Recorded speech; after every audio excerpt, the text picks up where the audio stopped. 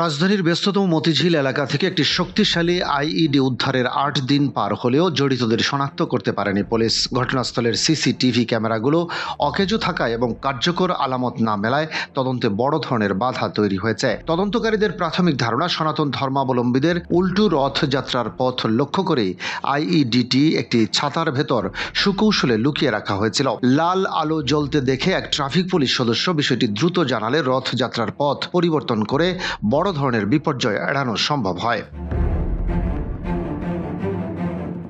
পরবর্তী সময়ে bomb disposable unit নিয়ন্ত্রিত বিস্ফোরণের মাধ্যমে শক্তিশালী ওই বিস্ফোরণটি নিষ্ক্রিয় করতে সক্ষম হয়। উদ্ধারকৃত বিস্ফোরকটিতে 1 থেকে 1.5 কেজি সালফার সার্কিট ও 9 ভোল্টের ব্যাটারি এবং অসংখ্য বিয়ারিং বল ব্যবহার করা হয়েছিল। অভিজ্ঞদের মতে সর্বোচ্চ ক্ষয়ক্ষতি নিশ্চিত করতেই অত্যন্ত নিখুঁতভাবে এই প্রাণঘাতী স্প্লিন্টার ভিত্তিক ছাতা বোমাটি তৈরি করা হয়। এখন পর্যন্ত কোনো গোষ্ঠী এই ঘটনার দায় স্বীকার করেনি এবং আইনশৃঙ্খলা বাহিনীও কাউকে গ্রেফতার করতে পারেনি।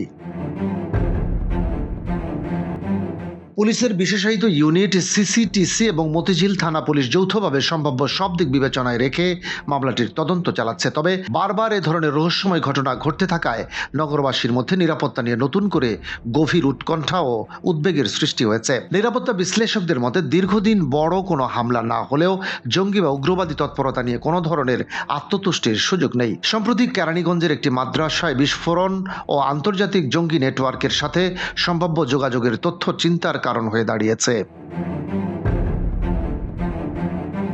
এর সাথে টিটিপি সংশ্লিষ্ট ডিজিটাল লিঙ্ক ও ফাতা কমব্যাট গ্রুপের মতো নতুন উগ্রবাদী সেলের আত্মপ্রকাশের বিষয় আলোচনায় এসেছে। বর্তমানে বিশেষায়িত গোয়েন্দা সংস্থাগুলোর উপর অতিরিক্ত দায়িত্ব চাপানো এবং অভিজ্ঞ জনবল সংকটের কারণে তদন্তে গতিহীনতা দেখা দিচ্ছে। সিটিটিসি ও এটিইউ এর মতো সংস্থাসমূহের কার্যকারিতা এবং মূল কাজে তাদের দক্ষতার অভাব নিয়ে এখন প্রশ্ন উঠতে শুরু করেছে। সিটিটিসি প্রধান জানিয়েছে, একাধিক টিম সর্বোচ্চ গুরুত্ব দিয়ে কাজ করছে এবং তদন্ত শেষ না হওয়া পর্যন্ত চূড়ান্ত কিছু বলা যাচ্ছে না। সব মিলিয়ে মতিঝিলের এই ঘটনাটি দেশের বর্তমান নিরাপত্তা ব্যবস্থার বড় ধরনের চ্যালেঞ্জ ও দুর্বলতাকে স্পষ্টভাবে ফুটিয়ে তুলেছে।